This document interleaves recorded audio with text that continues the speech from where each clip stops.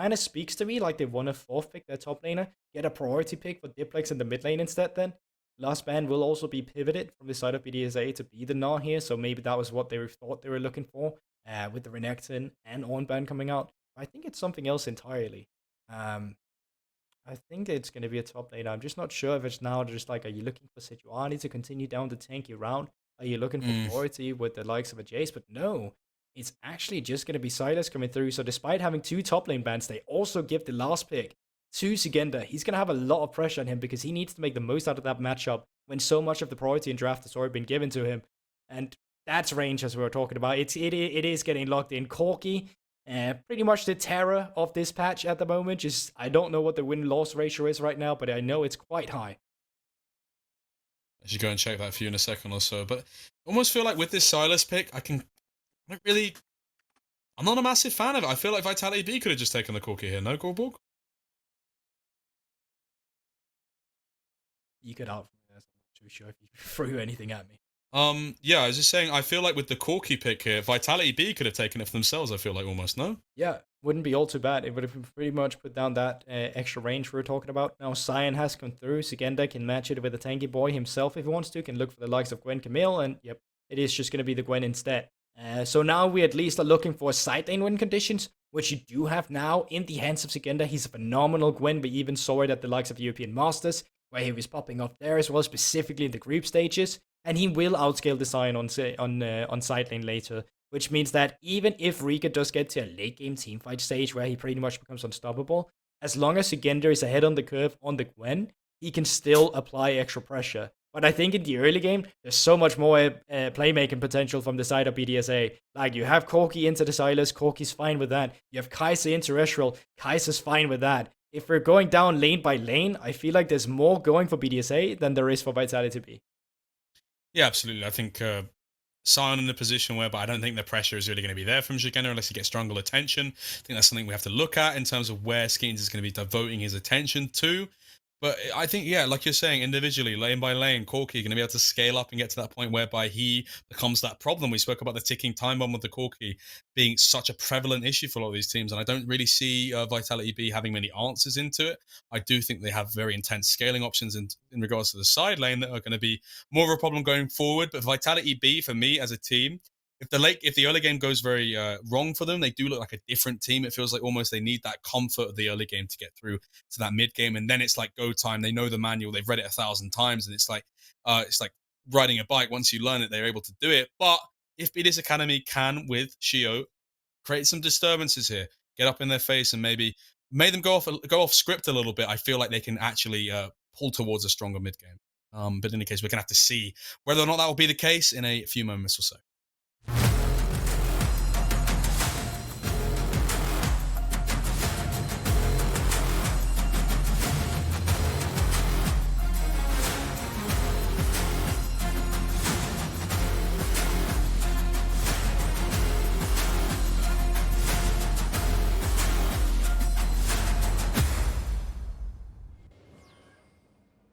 On to the Rift now. You can see Adam circling around there, doing a few laps in preparation for some of the ultimates we might be seeing from him a little bit later. BDS Academy. On to the Rift now, up against Vitality.Bee. This game, looking to cement themselves a little bit further up the standings. Had a bit of a disappointing start to the split. Obviously, to be considered, this is a bit of a rebuild in terms of some of the LEC talent we've seen in the LEC. Coming down, playing in the LFL now. It's a bit of a slow start against the Vitality.Bee team that are having a bit of a nightmare in Super Week, but overall have looked very strong, Goldborg. Alright, early shenanigans coming through from BDSA. They are spotted. Dreamer Rays can go for a blind hook. Doesn't connect, just barely out of range there. If he hit it immediately, maybe. But either way, they do get some extra damage on towards the likes of Dreamer Rays. Maybe Jackal even got some mana flow band stacks and some extra gold on his spell thieves. But outside of that, not much. And it's interesting with these conversations, right? Because all in all for Vitality.Bee, there really isn't too much playmaking potential. You rely a lot on stalling ultimates from Diplex, so if he's either taking a depth charge or a Volibear ultimate to get into the fight, or the engages from Skeens. But outside of that, you don't have that hard CC. It's really just around playing some extended team fight that's going to work out for you.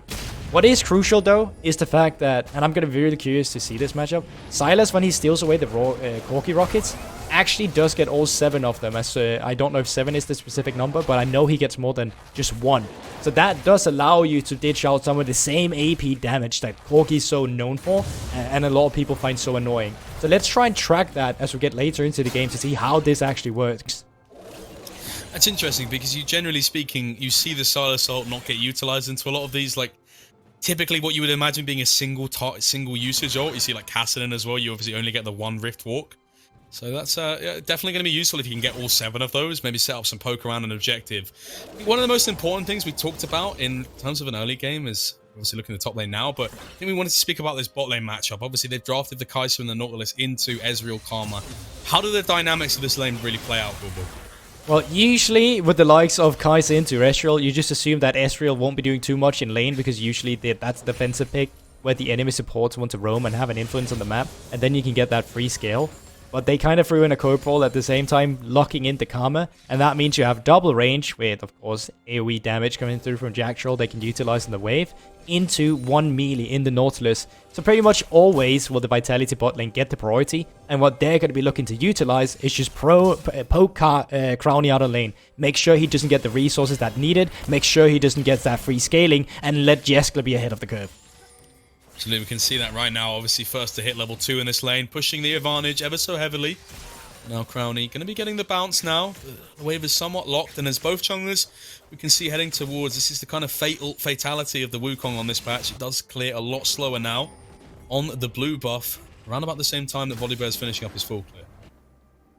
So yeah, actually kind of fast full clear as well coming out from Sheo here, just finishing up those Crocs immediately. Level 4, no vision, I think, has come out from the Vitality bot lane. It was cleared away, so they can get aggressive down here. Jack Troll already very low. It's a very extended trade here. We can see Shio's found his way into the bush, I'd imagine by now. Dream Race, and here's Shio. He flashes forward onto Jeskla. Jeskala's have to walk away here. Both summoners are burned, and Wukong just isn't anywhere to be seen for this quite obvious play, I would imagine, with both junglers pathing towards this bot side. I feel like with the matchup nature of the top lane, you kind of leave that isolated. You have to imagine that both junglers are going to be heading up towards this, and the clear speed coming out from Skeens, call it the champion, call it the human error. Really feel like BDSA really first to the pinnacle, first to the pit here. But it's also just the difference in the two, right? Volibear could have skipped camps, so you can't account for a full clear. I think no matter what, the Vitality bot lane should have the presence of mind that Volibear's, could be down there. Even if he didn't do the Crocs, he could have been there earlier. And they did clear away the bush from wards just like 30 seconds earlier.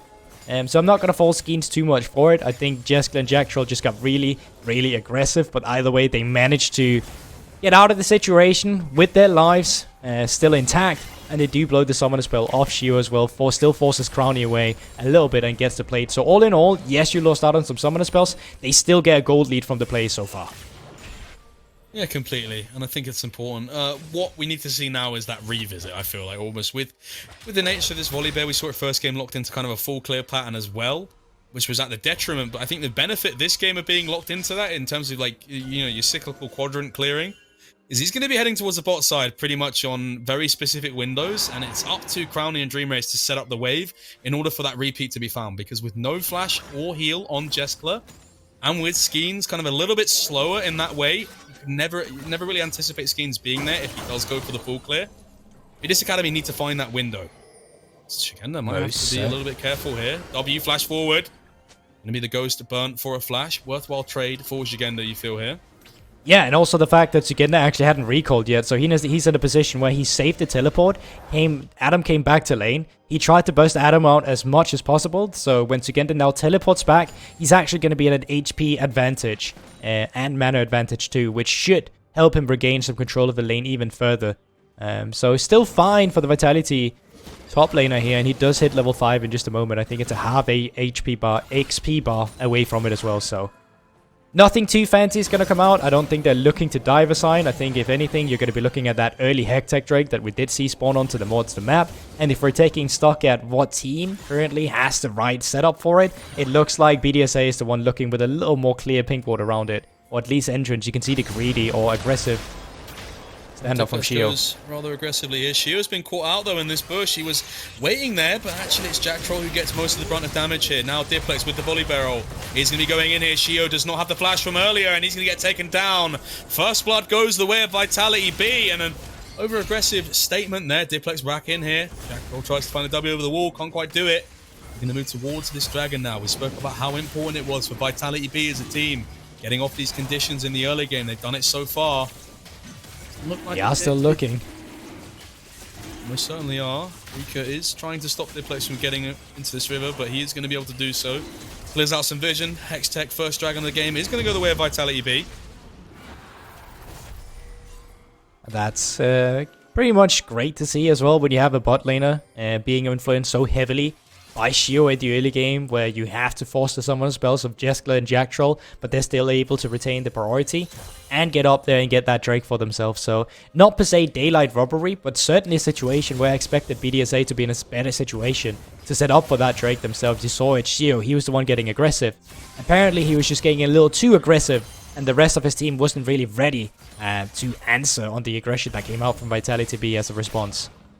We spoke about, I really would have liked him just to commit to that another full clear. He didn't need to massively rush this Drake, really just play around the wave state in the bot lane, punish that lack of summoners, but we've now moved past that window, and that's not going to be possible, and Shio has to kind of consider his odds at this point, now moving towards the top side. Going to be difficult to get much done. Ghost obviously has been burnt. Wave is crashing. It looks like he's going to be just trying to convert some of this prio, but Shigenda might be all-inning here. Adam uses the ultimate to get away here. Shio going to have to do a lot here.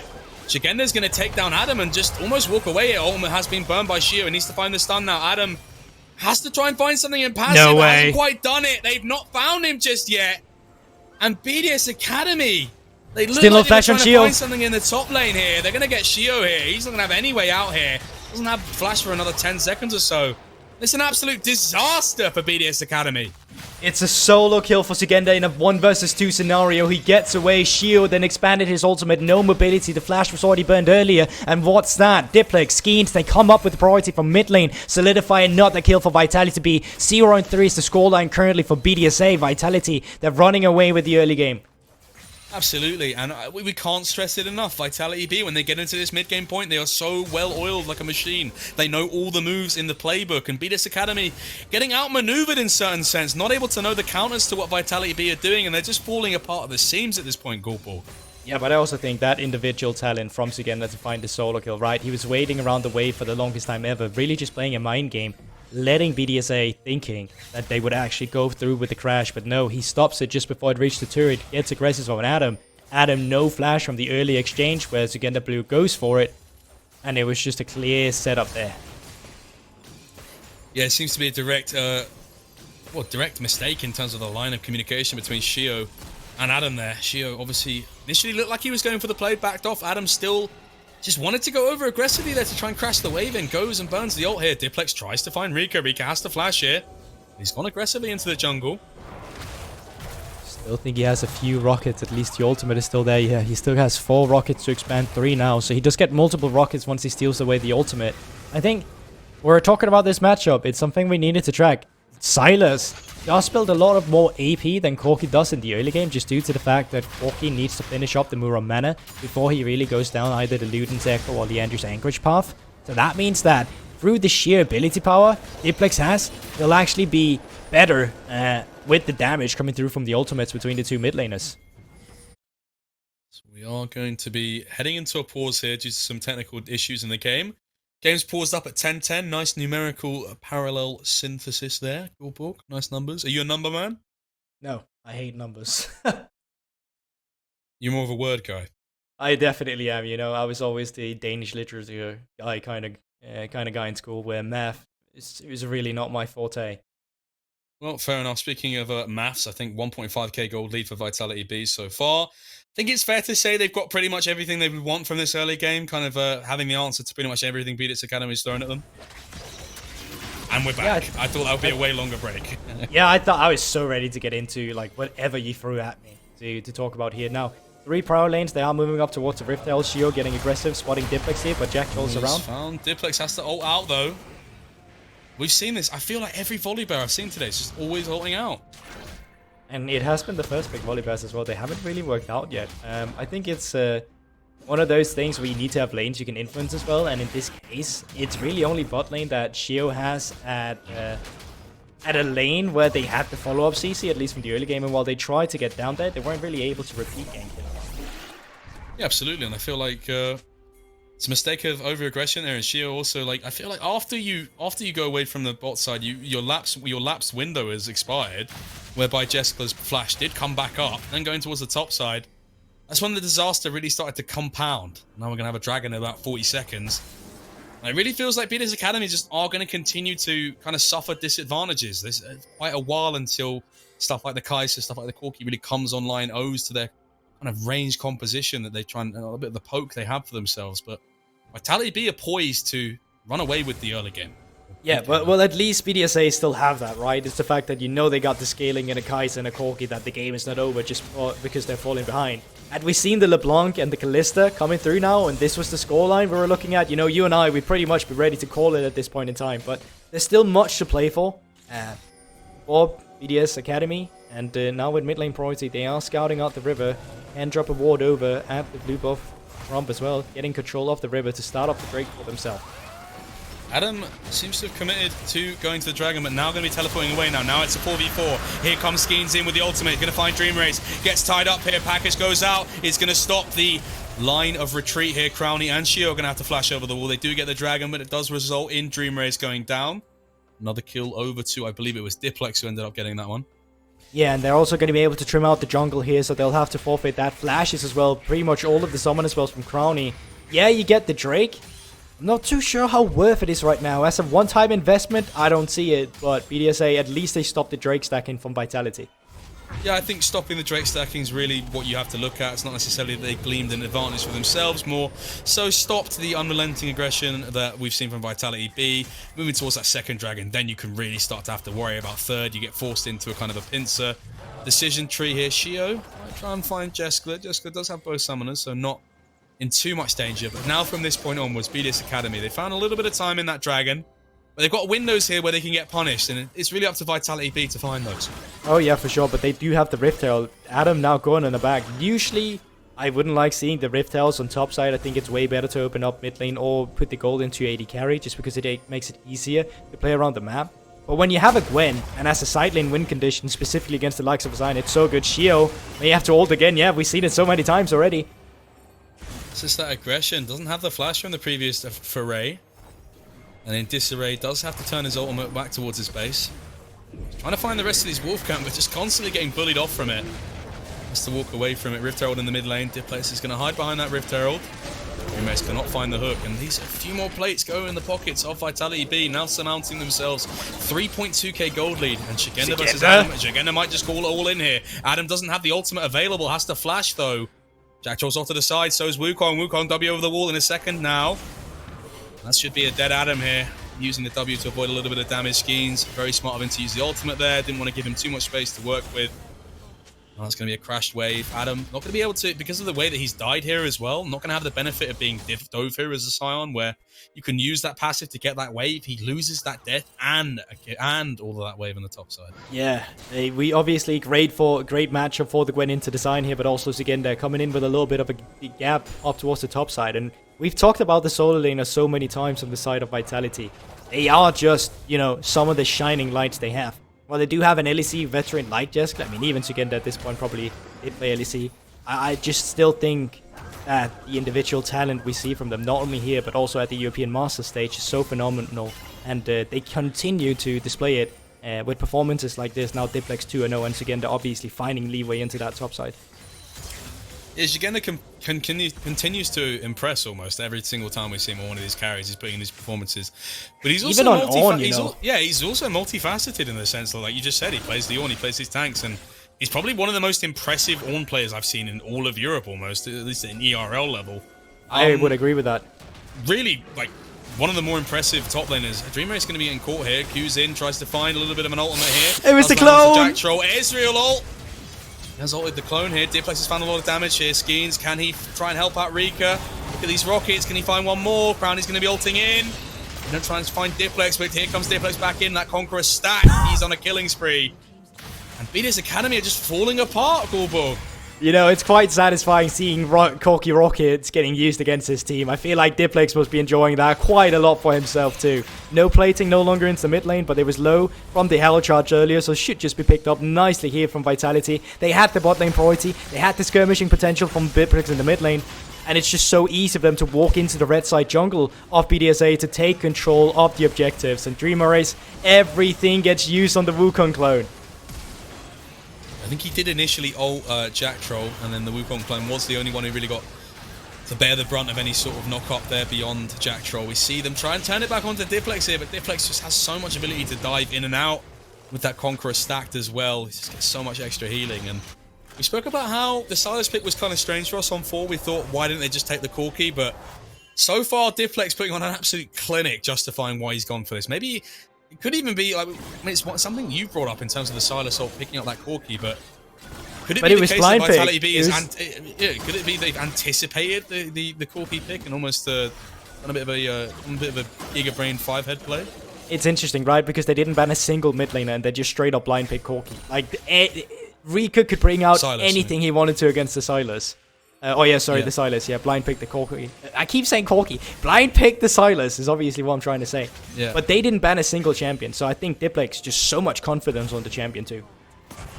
Yeah, absolutely. Just really ready to flex his muscles, and it really can't be overstated how important that is. Crownie going to be getting caught up here. Final Q. He does flash away from it, but he's going to get caught up here. He's just fallen again fallen for his first death of the game, but Vitality.Bee just continue to topple the moving pieces that are BDS Academy. It's just slowly moving further and further, exacerbating their gold lead. And if you've not been able to tell with what's just going on in the map that Vitality is in a huge lead, well now BDSA also have objective bounties online. No outer turret has been taken just yet, and even then, they don't have leeway into any lane. Diplex will have priority, so far Jack Troll gets priority as well because of the Karma Wave Clear 2. It's just so difficult for BDSA to collect any of this. Maybe if they cross-map with a Herald, once Skeen starts up this Drake, they'd be able to. But even then, Sigenda's pushing in Adam on the top side and would be able to join them. There's just no leeway for BDSA. The stronghold of Vitality.Bee right now is immense. Yeah, absolutely. I'm just going to continue to move up that vision. Oh my god. Jester going so aggressive onto Crownie here. Crownie going to have to dodge out. Q does a really good job here, but Jessica goes aggressively now here. Shio has to wall out. Can't even go back onto Jessica. Dream Race as well gets caught out with a stolen ultimate, and this is just absolute decimation. This could be a perfect game, Goldborg, if they don't make a mistake. Well, that's the thing. I was just about to say, if that first strike didn't go over to BDSA, it would have been, but at least they picked up that neutral objective. The Dragons count for the perfect game? Absolutely. Okay, cool. Absolutely. It can't be perfect if you give over the neutral. It could still be an imperfect game, though. Yeah, that's fair. I still feel like it's near perfect coming through from Vitality. We are not taking away any credit that they currently own in this game because everyone has been absolutely stellar. Not a single death. Shutdowns all across the board except on Jack Troll. Even the CS, again, they're sitting at 219 minutes into the game as a top laner. That's absolutely crazy individual skill level. They're 13 highest level on the map too. I think Vitality, once again, all across the board, just looking so good. Yeah, and I think it's important not to to make sure that we don't understate it. How this isn't them playing against the bottom tier team in the league. I think obviously BDS Academy have had some struggles, but also come out with some impressive wins of their own. And just with the sheer firepower they have in Rika and Adam, for example, solo laners of LEC former ilk. Obviously Rika as well, showing very impressive levels in previous ERL outings. It can't really be overstated enough, or understated rather, how impressive it is that they're really just able to dismantle it. They're really showing themselves to be different apart from that, away from that pack. Obviously having an unimpressive 0-2 week so far, they're still able to show themselves as being one of the front runners in this league. Yeah, but this is also way more impressive than from what we saw in the first 2 days from Vitality. You kind of just ask yourself, where was this? Is it because Sugenda is no longer a tank that you can enable side lanes and play the map even better? I don't think that's just the case. Diplex as well on the Silas, Jackal and Jessica taking complete control, not just from a macro point of view, but from an individual level. Vitality.Bee is just looking way better than BDSA. There is still the scaling aspect of Rico and the Corki, but that's pretty much the only excuse I'm going to give to the BDSA players. Yeah, I don't think they can really get many excuses. I think it's just been an absolute Disconnecting communication. See how difficult it is to kill Shigenda here. Ezreal is going to help over the Might turn it. They all want to have to try and get out of here. Shigenda's holding up 3 people here with absolutely not a fear in his mind. He's going to continue going here with the Ghost. He's so strong here. Nautilus out does come out. Still got that primed here. Dream Rays. Slow here. Diplex is going to steal the volley barrel. Flash forward. Immediately responded. Skeets off to the side here. This is going to spell doom here for BDS Academy. A further 3 kills here. Diplex is going to keep going. W has to be a little bit careful because Brownie's here, but it might actually just be the case that he continues to fight with the W. Will be able to do it. Can he find the trouble? Can he find the quadra kill here? He's healing. No way. Oh my word. Crowny. You can't even say his ankles are broken because there's limited movement there. He just gets tripped over and stumbled. Diplex here with the quadra kill just in the face. Rattling out intense damage. 14-0. Vitality.Bee versus BDS Academy.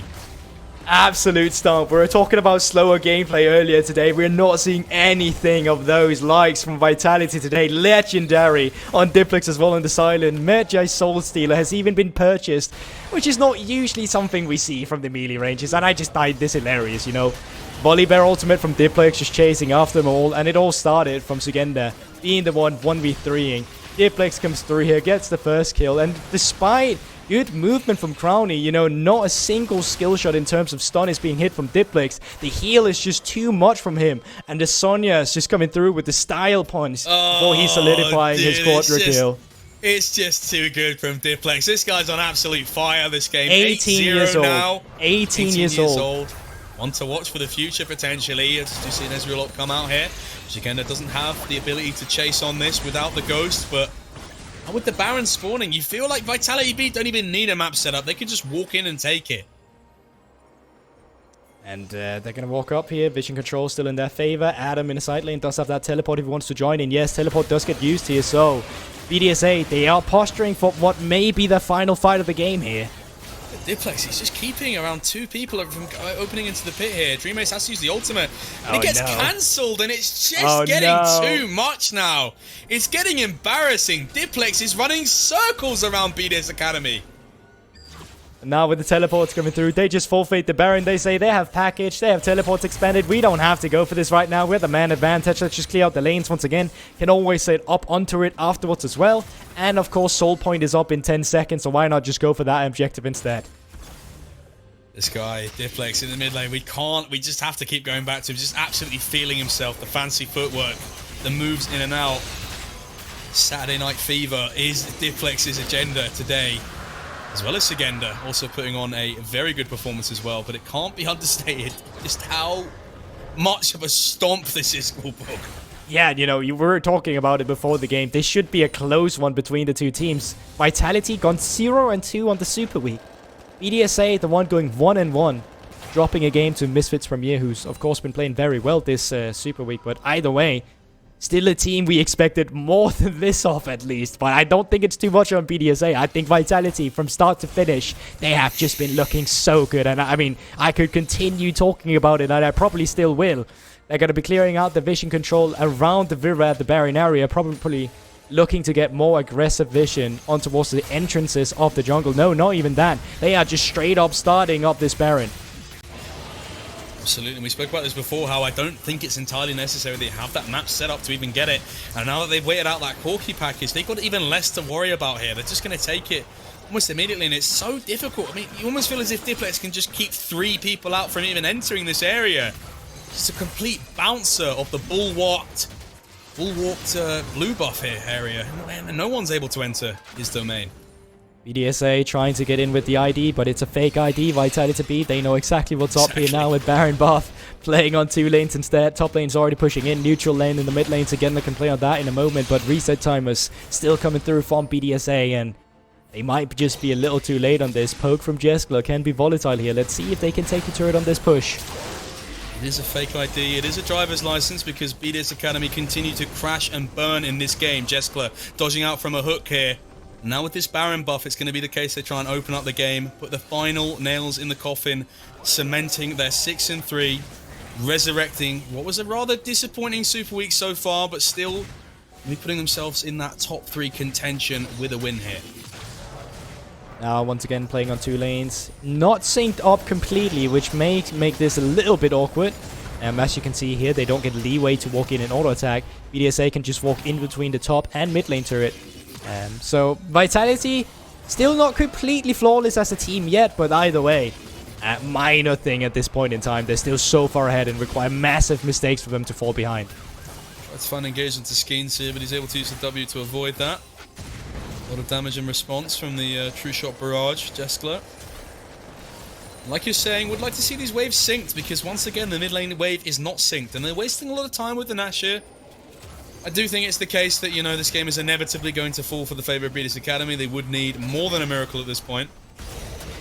You know, we said, what did another... Oh, it's going to be an engage here. Going to be just fully brute forcing here. Off to the side, they try to find Jeskler. Jeskler has the heal available. They spend a lot of resources onto him, but he's still alive. Skeens, he's going to find the return kill. Stasis is the score for Crown. He's going to be getting away here somewhat, but an air Skeens who gets the rampage. Now it's 2-3 kills that have been found by Vitality.Bee. They were able to brute force the mid lane. This should just be them closing out the game. Time to bench him. Jeskler drops the only death of the game for Vitality.Bee here. Either way, they're still able to pick up the rest of them from BDSA. Adam doing his best will be forced to flash out, but here it should just be Vitality finally closing out this game. 26 minutes into the game, still early, and maybe Riku can actually hold them off. Yeah, a bit of over-aggression here from Diplex. You can't really blame him. He's feeling himself. Goes a little bit too far forward here. Bit of a tongue twister there, Goldborg. Goes a little bit far forward, and it's going to mean that the game goes a little bit slower. We're probably gearing up for a 30-minute one rather, but with that dragon spawning in a minute or so, that extra mountain dragon, just going to give them even more power in these fights. Oh yeah, it most definitely is. And I mean, yes, at least it's mixed damage coming through with Kai'Sa and a Corki, but let's be real, it's not going to matter too much into this mountain soul. There's also going to be 3 of them, so those resistances are going to be looking quite crisp. Together with the shield as well, will of course be very nice against some of the poke coming through from Rika, and even just in the team fights. And BDSA, the same story as always throughout this game. They have forfeited this objective. Just no entrance for them, right? As soon as Vitality.Bee steps up, you know, it's just like a dance. Rika, Crowny, the rest of BDSA, they have to back off. It is quite literally that whole bouncer thing, right? He's just not able to even enter. See Jessica do so much damage to Shio here. He might fancy his chances here, continuing with the speed up. Going to be finding Dream Race. One more Q will do it. Shigena's off to the side as well. Look at his pathing here. He's just trying to stop them from getting away here. He finds Dream Race. We're going to have to W away here. Doesn't have flash if Shigena still fancies going in here. Can't quite manage to find the range. Vitality.Bee are just playing with their food at this point. They don't even care about the dragon. They just want kills. And they most definitely are. They do have to set up for it. Super minion in the mid lane gets pushed away from Adam. Diplex once again. Oh, it's the Bow Soul. There we see the 2 turrets. It's going to mean that they go very low here. How much damage can they do to Adam? Rico off to the side. Didn't manage to find Jeskler. He's the only one to have died in this game. 2 deaths for him. Can they find a return kill? Jagenda goes into stasis here. Diplex is in. They might try and find him. Geister's gotten a kill here. Diplex is trying to end. And Vitality.Bee... Oh, and they do manage to do it right in the end there. It didn't look like they might have managed to just about get the ace there, BDS Academy, but just prolonging the inevitable at that certain point, and